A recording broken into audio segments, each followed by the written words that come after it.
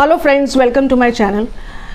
Viewers, जब से ये 4 स्टेट इलेक्शंस के रिज़ल्ट आए हैं, जिनमें से तीन स्टेट्स छत्तीसगढ़, मध्य प्रदेश और राजस्थान बीजेपी जीती है और तेलंगाना कांग्रेस जीती है, तब से ये साउथ नॉर्थ की डिबेट शुरू कर दी गई है।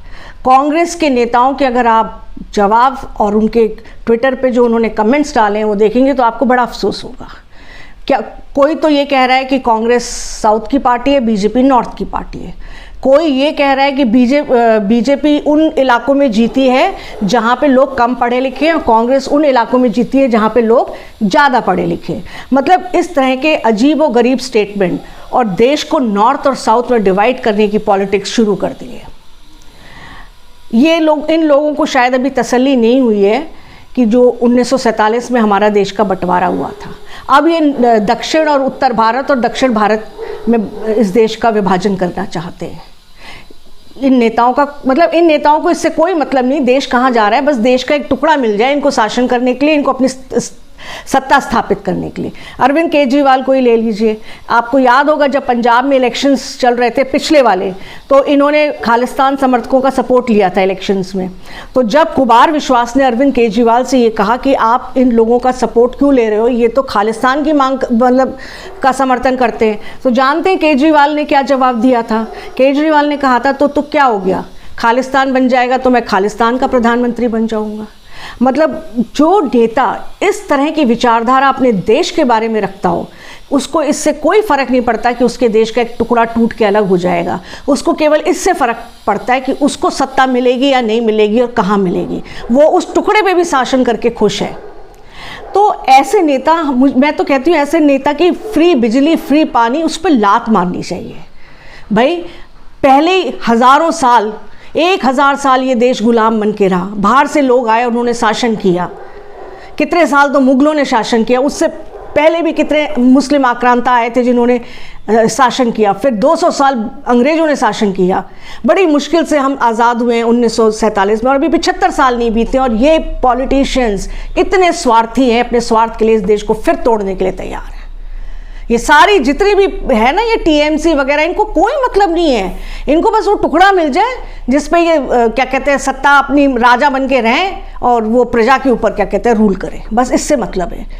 अब बीजेपी की आप चाहे कितनी भी बुराई करो, लेकिन बीजेपी ही एक इकलौती राष्ट्रवादी पार्टी है जिसने जब से सत्ता में आई है 2014 में, तब से इस देश के हर कोने को, हर हिस्से को जोड़ने की कोशिश की है। चाहे वो नॉर्थ ईस्ट है, चाहे वो लेह लद्दाख है, चाहे वो कश्मीर है।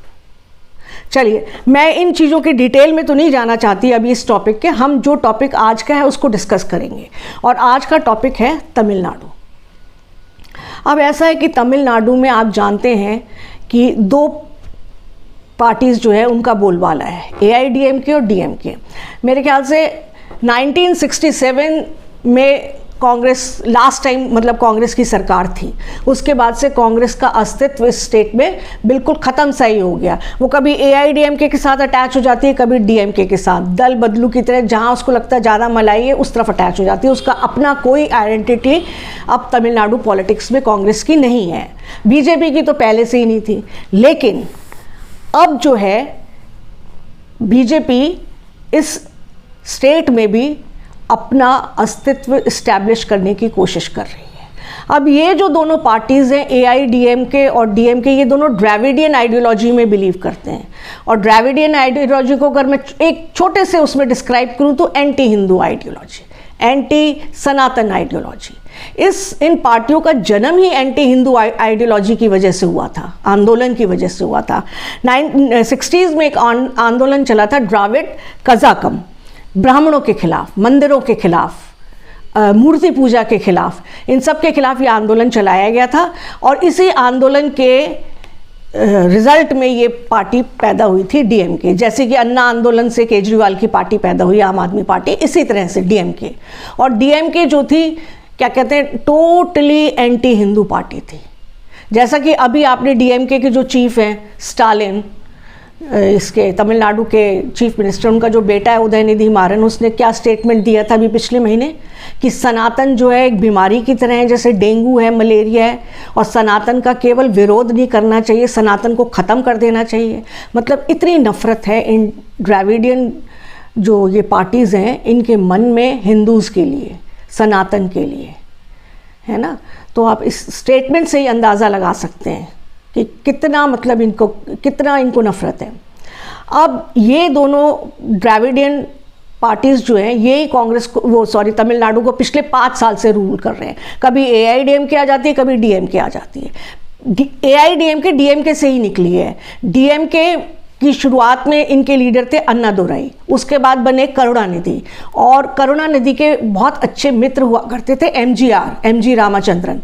इनमें आपस में कुछ मनमुटाव हुआ, MGR करुणानिधि से अलग हो गए और उन्होंने अपनी पार्टी बना ली AIADMK। AIADMK की भी आइडियोलॉजी वही है जो DMK की है।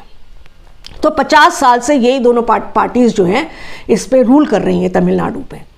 अब बीजेपी अपना यहाँ पे मतलब अपने आप को इस्टेब्लिश करना चाहती है। अब बीजेपी ने क्या स्मार्ट गेम खेला, बीजेपी ने देखा कि इसमें मतलब तमिलनाडु में जो भी वोटिंग होती है 70% के करीब वोटिंग होती है। तो बीजेपी ने सोचा कि वो 30% लोग कौन है जो इन दोनों पार्टीज़ को वोट नहीं करते हैं। मतलब 30% वोटर ऐसा है जो कि मतलब अलग है पॉलिटिक्स से, जो वोट नहीं कर रहा है, तो वो कौन सा वोटर हो सकता है। तो बीजेपी ने अंदाज़ा लगाया कि ये वो वोटर हो सकता है जो हिंदुइज्म में बिलीव करता है, जो हिंदू है, जो सनातनी है, जो एंटी हिंदू नहीं है, क्योंकि वो हिंदुइज्म के पक्ष में, इसलिए ना तो वो AIADMK को वोट देता है ना ही DMK को। वो बेचारा तबका दबा कुचला चुप है, दरवाज़ों के अंदर बंद है, बाहर नहीं निकलता है, अपनी आइडियोलॉजी को जाहिर नहीं करता है, क्योंकि सब तरफ द्रविडियन पॉलिटिक्स का बोलबाला है। और ये तबका जो है मतलब, और हिंदू तबके के लिए क्या कहते हैं, इसलिए भी बीजेपी को लगा कि हमें टारगेट करना चाहिए, क्योंकि आपको पता है कि देश के सबसे ज़्यादा बड़े और पुराने मंदिर कहाँ हैं, तमिलनाडु में। तो अब ये इतने पुराने मंदिर हैं, इससे ये अंदाज़ा आप लगा सकते हैं कि किसी ज़माने में सनातन का, हिंदू धर्म का बोलबाला रहा होगा तमिलनाडु में, तभी तो इतने बड़े बड़े मंदिर हैं। इतने पुराने, इतने बड़े मंदिर तो वहीं होंगे ना जहाँ उस धर्म को मानने वाले लोग होंगे। अब मंदिर कोई आपको इस्लामिक स्टेट में तो नहीं मिलेगा, क्रिश्चियंस की कंट्री में तो नहीं मिलेंगे। तो इसका मतलब क्या है, इन मंदिरों की प्रेजेंस ही इस बात को बताती है कि यहाँ पर किसी ज़माने में हिंदू धर्म बहुत स्ट्रांग था, हिंदू धर्म के मानने वाले लोग रहते थे इस धरती पे। बाद में धीरे धीरे उनकी आवाज़ों को दबा दिया गया और द्रविडियन आइडियोलॉजी जो कि हिंदुओं के खिलाफ है, सनातन के खिलाफ है, उसने टेक ओवर कर लिया। अब बीजेपी जो है इसी तबके को टारगेट कर रही है, और इसके लिए उन्होंने जिस व्यक्ति को चुना है, एक ex-IAS ऑफिसर है अन्नामलाई। वो बहुत ही होनहार, मेधावी और मेहनती व्यक्ति है, नेता है। तमिलनाडु की बीजेपी की डोर नरेंद्र मोदी ने अन्नामलाई के हाथ में दे दी है, और अन्नामलाई खुलकर सनातन का सपोर्ट करते हैं, खुलकर हिंदुइज्म का सपोर्ट करते हैं। ये पद यात्रा पर निकले हुए हैं, और जहाँ जहाँ ये सभाएं करते हैं हज़ारों की भीड़ इनकी सभाओं में जुड़ रही है। और जिस रास्ते से ये निकलते हैं, दोनों तरफ आप देखोगे हज़ारों लोग क्या कहते हैं, इनको देखने के लिए, इनसे जुड़ने के लिए वहाँ पे आपको मौजूद मिलेंगे। और उन लोगों के चेहरे पे जो उत्साह है, उसको देख के आप अंदाज़ा लगा सकते हैं कि ये वो तबका है जिसको पहली बार अपनी आवाज़ मिल रही है, जिसको पहली बार कोई नेता मिल रहा है जिसके सामने इनको डरना नहीं है कि ये हिंदुओं के खिलाफ है। वो खुल के हंस रहे हैं, बोल रहे हैं और अपने धर्म की पैरवी कर रहे हैं। तो इस तबके को बीजेपी अपनाने की कोशिश कर रही है, और इस काम के लिए उन्होंने जिस व्यक्ति को चुना है वो बहुत अच्छी तरह से इस काम को कर रहे हैं। अच्छा, दूसरा पॉजिटिव पॉइंट अन्नामलाई के साथ ये है कि अगर बाहर से कोई बीजेपी का लीडर भेजते ये, तो उसको तमिल नहीं आती, तो वो तमिलियन लोगों से अपनी भाषा में कम्युनिकेट ही नहीं कर पाता, बात ही नहीं कर पाता, उसको एक ट्रांसलेटर की ज़रूरत होती है। और ट्रांसलेटर जब ट्रांसलेट करता है तो दूसरी भाषा में ट्रांसलेट करने पे अक्सर मीनिंग्स जो है बदल जाते हैं। और दूसरी बात है, वो नेता वो कनेक्ट नहीं महसूस करता अपने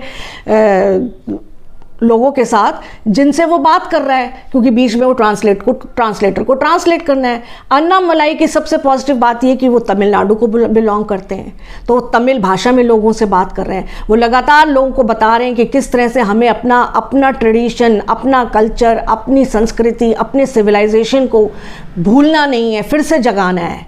और लोग बड़े उत्साह से उनके इस मिशन में शामिल हो रहे हैं।